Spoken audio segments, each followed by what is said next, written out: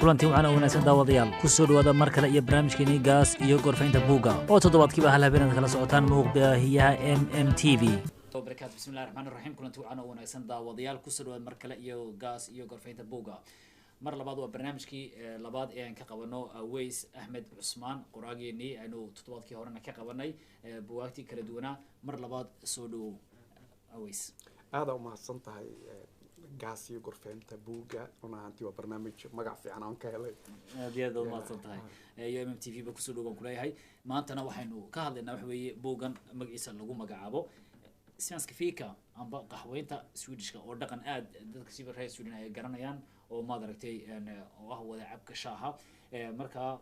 horta Aweys waa hagaag toosman ugu blow buugan wuxuu xambaarsan yahay. buugan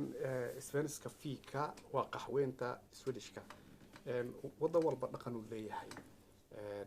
Swedishka markii laga hadlayo shaqooyinka in la fiikeeyo xataa markii asxaabta inay fiikeeyaan waxay tahay wax muhiim ah shaah la wada cabo. marka shaaha ma ahan iyo gaxwada la cabaaya ma ahane wax kala ku qarsan oo ah isbarashada sheekada kaftanka waa marka kaliya markii la shaqeeyo laga nasan karo ama markii la balamo la isugu yimaado fiika la isugu yimaado waa fiikinina kooka yaro maaragtay ayaa la cunaa buskud yar la cunaa iyo kafeega aad loo cabaa. anaga laftigeena markaan dalkii ka imaan jirnay hal koob ama laba koob cabi jirnay maantana 5 koob oo kafee ayaa cabaysaa. marka waxa waaye waa dhaqankoodii meesha tagto waxa way sida tahay markay ala sameeyaa. marka kafeega wayna bareen Svenska fikana waxa waaye buugan kama sheekeynaya qaxweynta kaliya markii la qaxweeyo waxyaabo badan oo dhaca dhaqanadii meesha lagu muujiyo iska horimaad isku dhaca dhaqanada meesha u imaanayaan. nin Soomaali oo bartay in aan qeylino kaftano iyo nin aamuslaanta ku hadla iyo nin cod qeylada ku hadla ayaa isku yimid tii ayuu marka sheegayaa. waa hagaag waa ma la oran karaa waa nus saac inagu waxaan naqanay ma nus saacin ba baxda la oran karaa saacin laakiin waqtiga firaaqada inuu nus saacin jirnay laakiin waxa leeyahay shaqadii ba lagu nus saacin dhexdeedii nus saaci marka nus saacad waxa ka dhigtay hadda adiga verb fal wala nus saacinaya that's it exactly. marka waa nus saaci marka laakiin wax badan ku duugan yihiin kaliya kama hadlayo nasiib daro si Swedishka loo sheego waxaan soo qaatay wadamada Carabta oo aniga ka soo shaqeeyay siyaabaha markii ay fiikeenaan ama marka xiriirka ka dhaxeeyo dadka shaqaalaha iyo marta qeefka ama mudiirka iyo waxyaabaha problemka imaan kara cunsurinimada xagga ka jiri karta saawla socotid cunsuriyenta iyo qabiilaysiga iyo garabeysiga ma aha wax kaliya Sweden u gaara Soomaaliya ka jirta Muqdisho aan ku aragnay Hargeysa aan ku aragnay Carabti aan ku soo aragnay. marka wixii aan isku soo qaaday marka waxaan aan soo bandhigay siyaabaha looga martay hor joogsan karo qofka isku difaaci karo. aad iyo aad sheekooyin ku jira la yaab kale markaas barbar dhigayso madaxda dadka madaxda amba xafiiska amba mudiirka amba madaxda ka Swedishku waa dirasoo wuxuu nusaahin karaa dadkii shaqaalihiisii iyo kuwan adartay wadamada Carabta amba dawladda Kenya qofka madaxda u gaar isagoo madax kale la shaahinayo bal sheekada inoo dhaca pagekaas waxaa la yiraahdaa khefen oo qortay uudka kurtula dhaqanada kala duwan ninka madaxa ah dhaqanada ka dib sida loo arko midna anaga waxaan soo marnay anaga iyo wadamada Hindiya iyo Carabta oo dhan ninka madaxa fadhiga loo kaca waa nin laga boqo waa nin awood leh inuu shaqaalaysiiyo inuu laakiin wadamada Yurub waa nin madaxa la sharfo laakiin awoodiisa way xadidan tahay sharcigaas ay ku kooban tahay. marka waxa laga yaabaa markii shaqadiisa laga soo tago waa bini aadan caadi ah markii la fiikeenayo ama la shaahinayo markuu koobkiisa soo qaato ma laga yaabo qof inuu fadhiga uga kaco ma laga yaabo inuu qof saaciid u dhaho shaah waa dhamaaday kayga cab. wadamada Carabta waxaan ku soo aragnay in qofka markuu yahay qof mudiir ama madax ah hadduu soo galo meel saf lagu jiro safka hataa in la dhaho kaale adiga qaad marka loo laga durkinayo dadkii ixtiraamayaan ay cabsi ay ka cabsanayaan sida indidoo kale aad baa looga cabsadaa. haddii maalin waxay ugu dhacday aniga iyo 5 Hindiya meel wada fadhinay aan ka shaqeynay marka waxay ahayd waqti oo la fiikeenay shaah iska caaway caadi waxaa yimid asagana oo rabay inuu shaah iibsado ninkii meesha madaxa ka ah waxaan arkay dhammaantood wada istaagay ani kaliya fadhiyo meesha aniga ma u jeedin sabab aan fadhi u istaago maxaa yeelay ayaga cabsi ay ka cabqa iyo ixtiraam ay ixtiraamayeen ayaa dhaqankooda wuxuu sheegaa inuu ninkan uusan ahayn nin caadi ah u yahay bilcaks waayo waddankan Sweden aan joogno ma laga yaabo in fadhiga looga kaco ma laga yaabo in safka uu ka hormaro dadka caadiga ah waxaa arkaysaa kheefkii meesha ugu sareeyay iyo gabadha stadishka ah inay laakiin markii inay ka sheekayaan maaragtay mawduuc caadi ah ay isla fiikeen isdhinac fadhiyaan dad kalena ay fadhiyaan marka taa xataa Soomaalida ma lahan waxa waaye xoogaa waa inaan bedelnaa dhaqankeena ayaa wuxuu ku dhisan yahay kala sareynta فهمت يعني كان وانين كان دولك حاقة و already وحواي ما أهنين دلالي مسكح له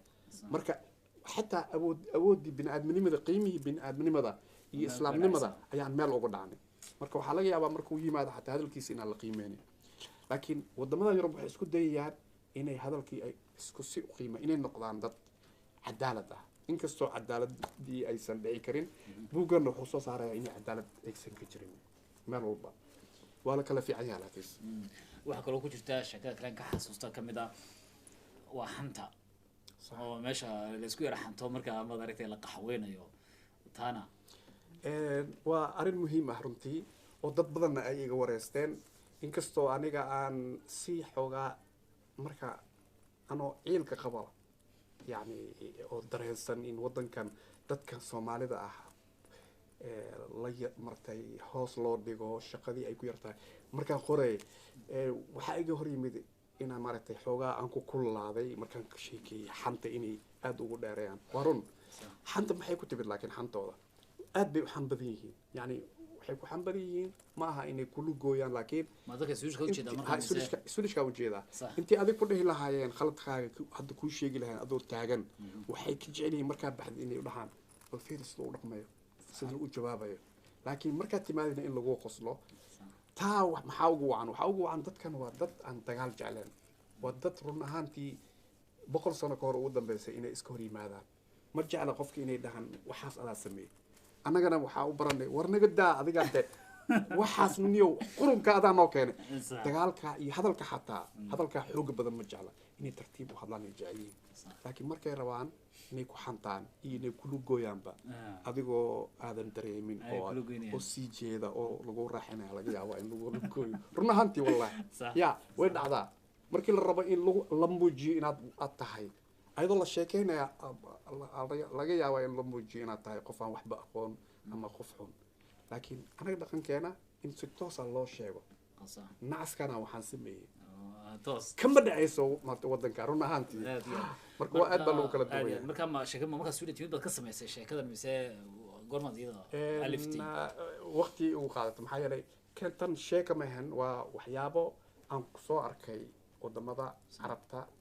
marka la joogay waan run ahaantii arkay inay tahay cadaalad daro shaqaalaha مثلا qofka waxa laga yaabaa marka joogtay wadan Sacuudiga ama Carabta Imaaraadka in magacaaga sax ah wees la dhaho inaan la dhahinba kii Soomaaliga ah ama kii madowga ah waxa qiraad way dhacdaa laakiin wadamada Yurub wiligeed kama dhacayso in lagu dhaho kii Soomaaliga ah magacaad leedahay sharfaad leedahay laakiin si structure ah ama si nidaam ah ayaa laga yaabaa in xaqaaga lagu doodsiyo oo maaragtay adagoon fahmin ama inuu ku yimaado qof racism ah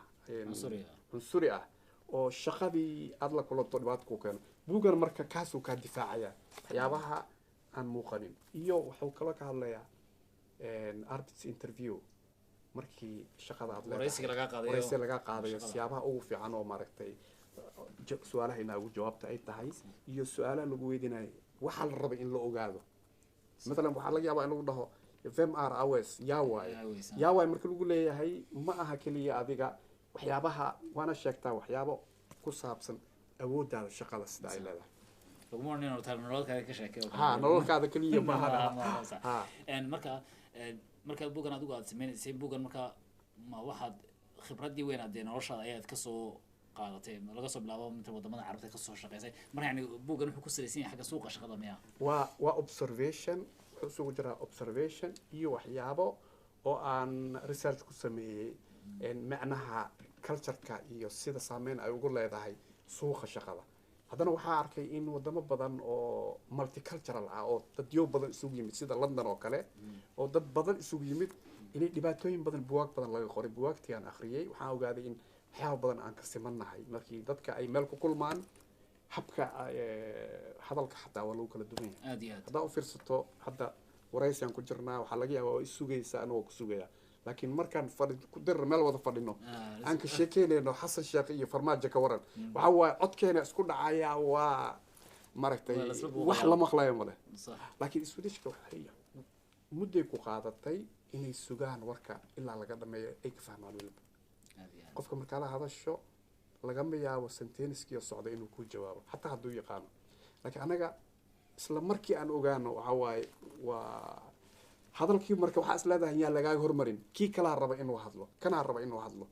waa problem weyn oo carabta iyo soomaalida iyo caalamka saddexaad inta badan ayaa caalamka saddexaad badan marka buugan waayo akhristaad u tala gashay yaa akhrisanaya buugan dadka xitaa kheefarka oo madaxda iskuulaadka iyo meesha ay ku kulmaan dadka ajnabiga ah inay ogaadaan waxyaabaha jira iyo qaldaadka ay sameeyaan dadka soomaalida iyo ajnabiga kale carabta ee raba wadankan wax ku bartay afka swedishka yaqaana ee raba inay shaqo bilaabaan shaqadoodii ugu horeysa ay tahay inay ka warhayaan waxyaabaha marka hor imaan kara iyo dhibaatada iyo haddii dadka dhibaato ka haysato suuqa shaqada inay soo galaan si ay u ogaadaan waxyaabaha loo baahan yahay in la isqabadsiiyo aad iyo aad marka buugan weli dadkii akhristay maxaa feedback kaga soo noqday waxa feedbacka ugu weyn oo aan aada ugu farxay waa facebooka gabar buugga markii ay aragtay akhrisay warqad waxay iisoo dirtay warqaday iisoo dirtay iyadoo oynaysa waxay tiri markaan buuggii aan akhriyey waxaa aan arkay waxaan ka imid dalka Philippines ilaa iyo 50 sano ka hor halkan ayay ku dhalatay oo kale yani muddo dheer ka timid marka waxay tiri dhibaatooyin badan oo aan la kulmay ayaan ka dhex arkay meesha oo ku saabsan suuq maxay dhahaan goobta shaqada marka waxay ahayd run ahaantii dareen aada u fiican inay aragtay waxyaabaha aan ka hadlayo inuu sax yahay oo ah qofka markuu soo dhexgalo shaqada kaliya muhiim ahne habka shaqada loo shaqeeyo siyaabaha waxyaabaha la jecel yahay inaan la maqlo iyo waxyaabaha aan la jecleen tusaale ahaan haddii adiga aada isugu timaado dad masaarica meel ay fadhiyaan maalintaa shirkii uu sharmasheekh u socdo waxaa laga yaabaa waqtiga shaqada oo dhan inay ka hadlaan xataa qaarkood ay isku dhacaan dhici karta siyaasadii laakiin wadamadan waa la neceb yahay in siyaasad keliya lagu mashquulo waqtiga ma u laha guryahooda ay ku qaataan marka habka loo hadlo waxyaabaha laga hadlo iyo xiriirka dadka dhexeeya oo dhan waa wax lagu kala duwan yahay loona baahan yahay in dadka ay ogaadaan marka buuggiina waa indhafur dhinacaas waxa kaloo jirta inta badan waxa anu inta aan maqlay khibradayda waxa jirta tusaale ahaan markan loo soo baxo shaqooyinka laga soo baxay nusaacinta loo baxo waxaa dhahdaa dadka matalan Soomaalida amba dadka kale caalamka saddexaad inta badan halkii laga fadhiisan lahaa lagu sheekaysan lahaa inta yareen nusaacinta shaaha lagu wada cabiya lagu qaxwaan inta badan telefoon buu qabsadaan dibadda u baxaan marka inta nus saaco oo dhan qofkii telefoon buu dibadda ugu maqan yahay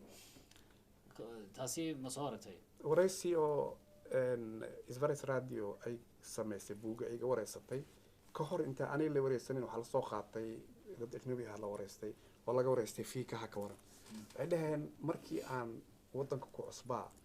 telefoon iska qaadan jiray waxaan u arki jiray wax trokiga yani waxaan macna lahayn caajisa in shahla kafe aan cabno aan ka hadalno ubaxa iyo hawada marka telefoon iska gali jiray qaraabadeedan aan kala hadli jiray laakiin markii dambe waxaan ogaaday inuu yahay waqti yar 10 daqiiqo laakiin muhiim u ah aniga joogitaankayga shaqada qiimahayga iyo waxaan sidaan u fikiro marka dadkii xiriir fiican la yeelanaysa dad badan marka waa wax aan la talin lahaa dadka ka shaqeeya halkan ama raba inay ka sheelaan waqtigaas yar inay telefoonkii iyo iska dhaafaan oo ay u soo jeestaan qofka la fiikeenaya ama qofka shaaha la cabayo ay tusaan waxyaabaha ay ku fiican yihiin waa isbarasho fiican runtii aad iyo aad taas adiina ku sii yaro socono waxa kaloo jirtay imka inta badan badan dadkii telefoon isagoo mashquulsan yihiin waxaad aragtaa idinkoo qofkii shaaha wada cabaya oo qofkii madartay telefoon ku mashquulka oo miis wax laga yaabaa saa wada fadhiyo oo halkii laga sheekaysan lahaa inta bay markaasi malga yaabaa in tartan la galo nus saacintii social media la gashaan bada mobilada la waa runta ma horta dhibaatada oo mobilka hadda xataa saameyn uu ku yeeshay Swedishkii ayaga laftigoodii waxa waa waqtigaas waa la mashquulsan yahay laakiin anigu waxaan arkay journaalka caadiga ah ee meeshaan goobta meeshaan ka shaqeyn jiray afarta journaal wadanka ilaa iyo 5 ayaa soo baxa anigana ma akhriin weli marka maalintii kana fiiriyaa waa akhriyaa kana waa markaa cusbaa waxaan arkay marka in cid kale oo journaalka ahmiyad siinaysa male qof walba journaalka ugu soo dhacaa title-ka oo fiiriyaa waa ka socdaan maxaa yeelay hadday waqti geliyaan inay journaal akhriyaan ama telefoon ku hadlaan fiikii kama faa'iidaysan karaan marka fiikaha waxa ay ama waqtigaas oo istiraaxada ama saxa waxay ku fiican tahay in waxyaabo caadi ah laga hadlo laakiin qofka aad baratid qof kale oo kula shaqeeya ama qofka maratay xafiiska jooga waxaa laga yaabaa information in la isdhaafsado in maratay haddana waa waqti yar mugsan tahay ma aha ha waqtigaas in laga faa'iidaysto laakiin qofka shaqada ku cusub oo kale mid markuu meesha yimaado hadduu buugan dadka akhristay ay sheekadii way ka fahmayaan oo waxay garanayaan tusaale qof markuu shaqada goobta shaqada ugu cusub oo sunna dadka dib isbarto laakiin inta badan qofkii hadduuna Soomaalida luqada ku yara adag tahay qofkii ka yara maagayo qofka maxaa tala siin lahayd yani qofku islee dhex galo la nus saaci laakiin islee armad luqadii kugu yara waxaad fahamtay buuga waxyaabaha uu ka hadlayo dhan waa stroke waa luqada sababta keenaysa qofkan in aadan ku dhiiranin inaad la fadhiisatid waqti ku raaxaysatid marka labada fii keenaya saaxiibtinimadu waa raaxo soo maha inaan marka laakiin haddii cabsi ay jirto afkii ma aqaan kulama hadli karo tan labaadna kuma aqaan waad igu cusub tahay weligay kuma arkin ayaamaha koowaad waqtiga qaadanaysaa laakiin waxaa talada muhiimka u buugu dhiibo waxaa waa inuu qofka isdhibo maxaa yeelay fursad ay u noqonaysaa oo wax ku baran karo dadkan Swedishka waxay ku wanaagsan yihiin cid ku qoslaysa male cid qaladkaaga ku tusaysa male yani xataa haddii af Swedish jajaba aad ku hadashid tartiib waxaad gaaraysaa adigoo martay ha aniga waxaan xasuustaa waxaan shaqo bilaabay anigoo wadanka hal sano iyo bar jooga markii la hadlayo dhan hadalka dhan ma fahmi jirin waxa lagu hadlo dhan ma fahmi jirin waa iska fadhiisan jiray tartiib waxa dhan voheter duwan ka fahmi jiray marka ha magaca kaliya marka tartiib waxay qaadanaysaa waqti inuu adkaystay u baahan tahay laakiin hadda dad badan waxay dhahaan Soomaali ama dadku dad waxay dhahaan badan Swedishku waa dad xirxiran oo way adag tahay in la dhex galo ma la soo karaa fiika lagu dhex geli karaa amba qaxweynta no doubt Swedishka waa dad aad u xirxiran waa dad aamusan xataa ayaga dhexdooda isaga xirxiran laakiin shaqadii iyo noloshii ayaa ku biday marka طبعا وقتك فيكها dadka ala shaqeyso waa dad wax bartay ma aha dad suuqa jooga ayaga laftigooda sharciga ayaa wuxuu sheegayaa fiikaha inaad kaligaaga aamusnaatid oo telefoonka qabatid maaha waxay isku dayaan inay ay la qaybsadaan dhammaantooda harabana ma rabin ayagu waa xirxiran yihiin laakiin markii fiika la sugu yimaado waxay bilaabayaan ama ay ka hadlaan blumor iyo hawada iyo maanta iyo si ay wax u sheegaan marka muhiim waay adigana haddii aad baratid regularka ama sharciga meesha waa isku dayday way fiican tahay haddaa ka hadashid buug waxaan ku sheegay waxyaaba la xiiseynayo hadduu ka hadlo Africa laga hadlo akhbaarta oo agenda lagu soo qaato adigana aad kaga aqoon roontahay haddii su-aashii aad soo bandhigto wixii la isweydiiyo adigaa marka fursad u helaysa inaad afkaagana aad tababar ku qaadatid waxayna ka sheekaysid agendana waa waxaan warka habeenkii sagaalka soo gala waa aad loo jecel yahay aad iyo aad laakiin marka qofkii de markuu dadkii suuqa doonayay dhex galo dadkii ula shaqeynay dhex galo yani sheekooyinkii Swedishku jecel buugana de marka la musaacin sheekooyinka ugu fiican isla qof uu la soo dhex geli karaa marka hore isku day inaadan marnaba aad xoog saareen xisbiyada wadankan mar waa la soo qaataa laakiin inay aad siyaasadda aad ugu sheekeeyaan ma jecla siyaasadda laftigeeda waxa waa koob shahay u baahan tahay energy waa talabaadna diimahana sidaa uma jecla laakiin haddaa ka hadlaysid diimaha uga hadal si maaragtay veterinary cilmiyeysan adigoo aan dhahaynin sida maaragtay diinteeda fiican tanaa fiican waayo dadku waxay u badan yihiin dad atheist ama aan diin haysanin marka guud ahaan markaa ka hadlaysid laakiin way fiican tahay inaad tusto diintaada inay ay fiican tahay adigana aad tahay qof qurux badan oo wanaagsan laakiin badanaaba waxay jecel yihiin haddii wax ay dhacaan oo wadanka ka dhacay maalanba heesaha oo la soo qaatay tartankii heesaha ama wax sportiga ama waxyaaba caadi ah siba waxaa fiican waxyaaba aan anaga jecleen waxaa ka mid ah anaga dhaqan ahaan temperatureka xiisa ma siin jirin wadankeena maalintaa roobku waa soo dayi jiray qoraxay ahaan jirtay waa iska bixi jirnay laakiin ayaga waxa waaye maskaxdoodii way u baratay inay mar walba ay ogaadaan si tahay marka isku day inaad ogaatid maalintaas hadday maalin fiinta tahay hawadii inaad ammaanto inaad ku raaxaysatid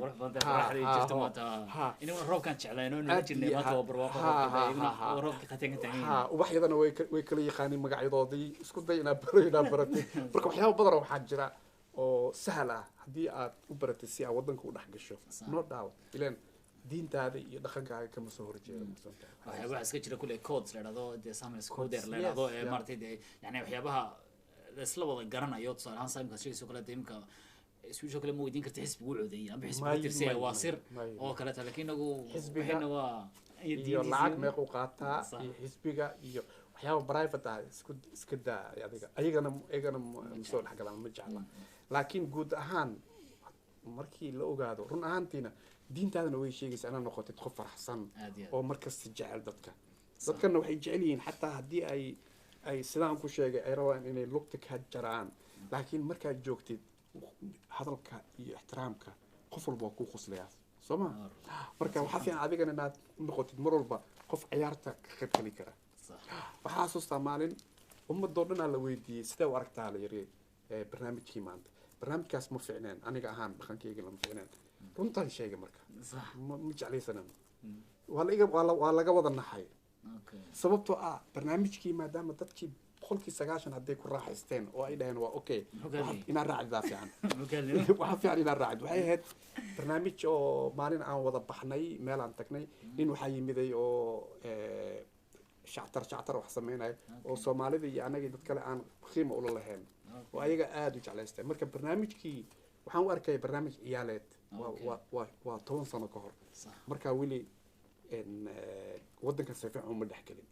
marka si toos ah u jawaabi jiray marka saa u jawaabtay waxay ii noqotay wax la ilayaa jawaabteedii lama filaynin waayo already haddii maanta lagu dhaho waxaan sidee waa god waa u macaan xataa matalan cuntadoo kale ma arkaysid Swedish cuntadaada haddii dhadhamiya aad ku khasabtid ku dhahayo way xun tahay may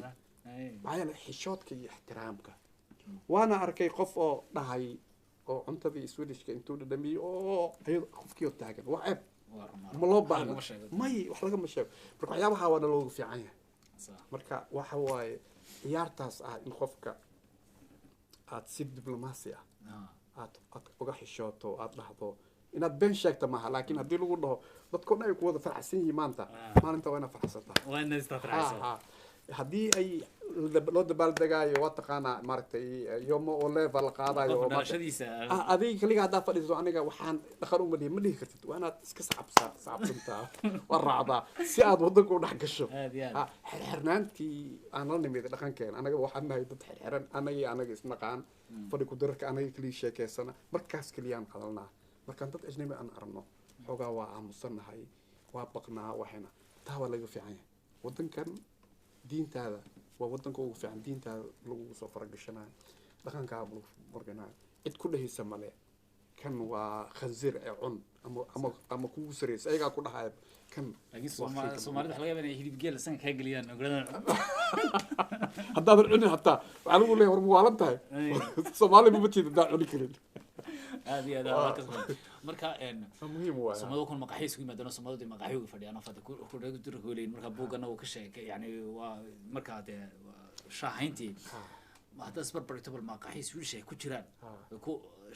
kaafiga iyo wax ku cabiyaan shaahi iyo maqaxiis Soomaalida marka hore meesha waxa isleedahay masjidka kuwa Swedishka horta waa la wada aamusan yahay way raaxaystaan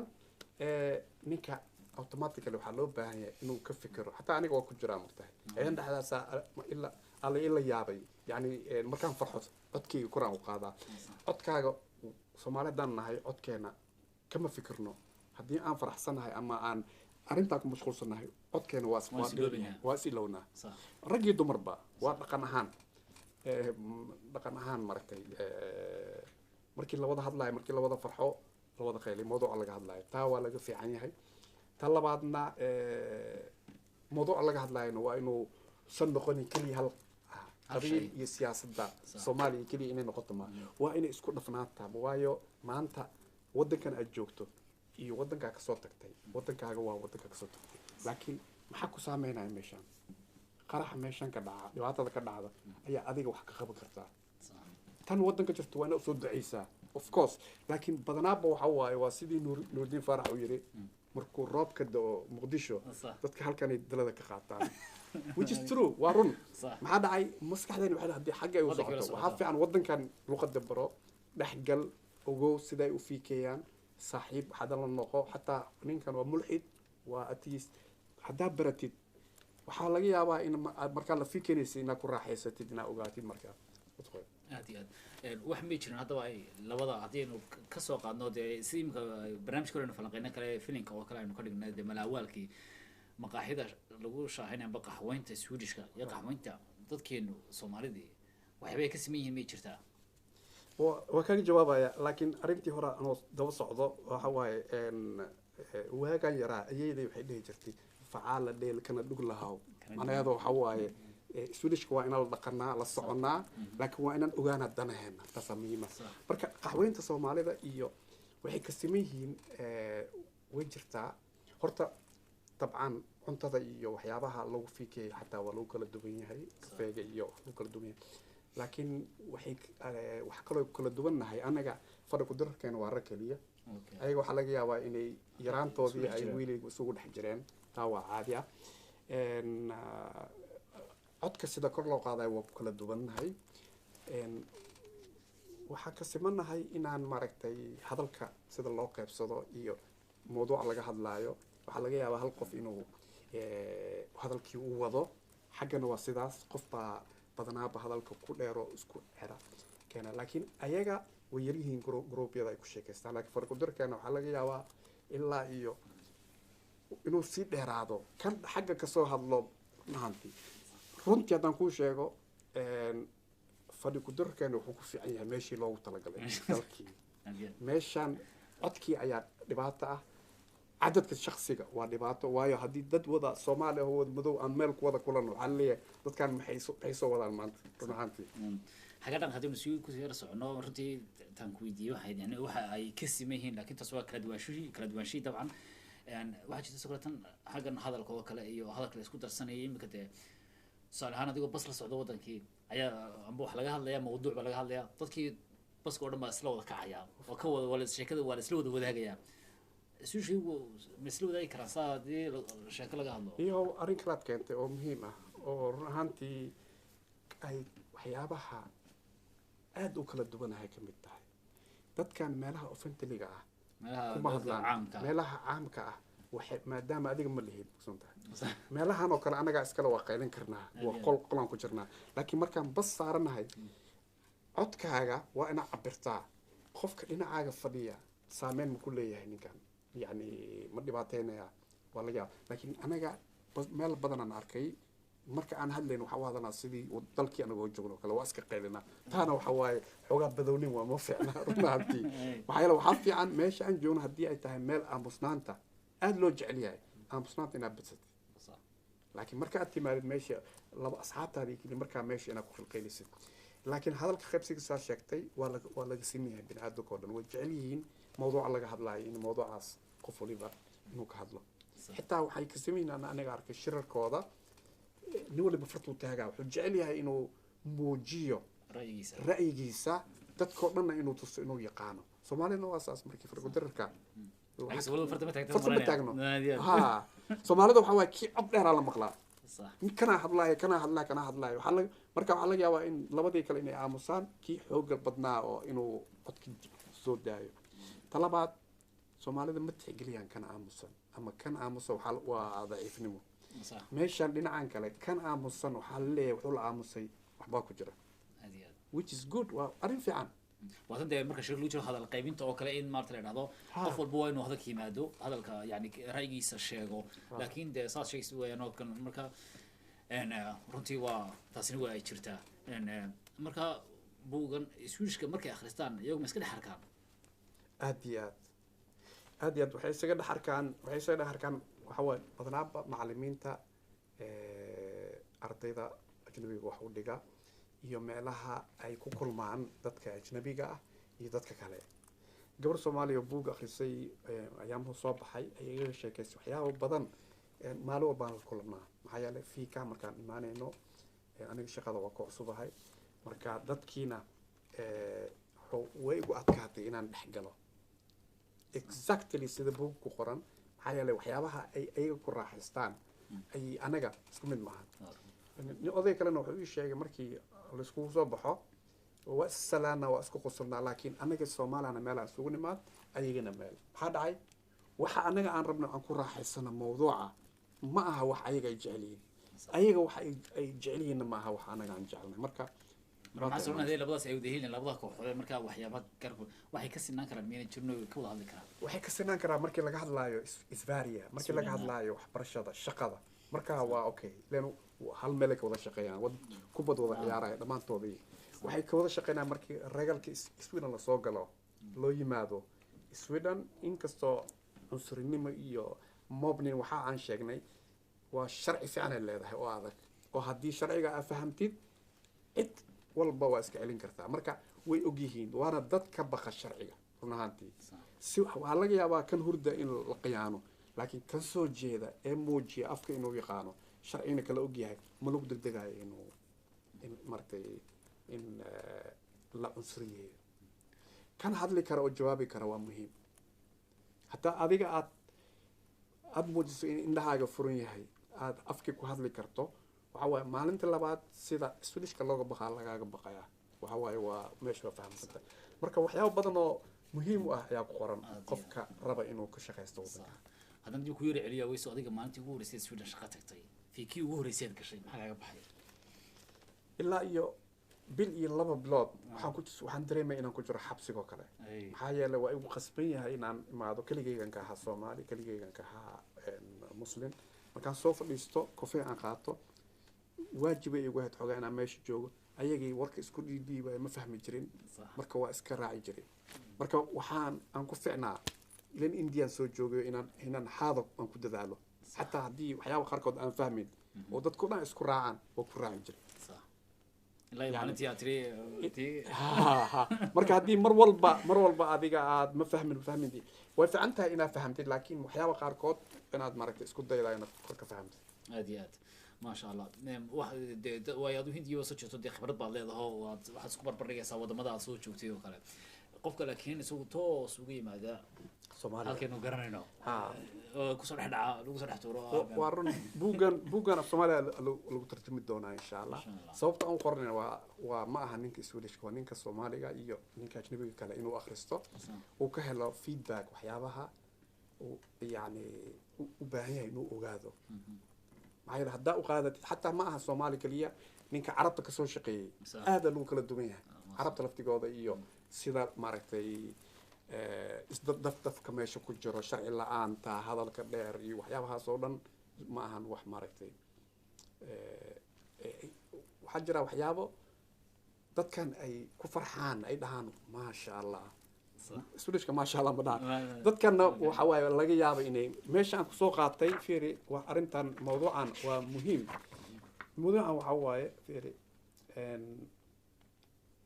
sukar fiiri salt are sukar haar oo sukar are salt daar aan ka wadaa waxa waaye wax sukarka ah meeshan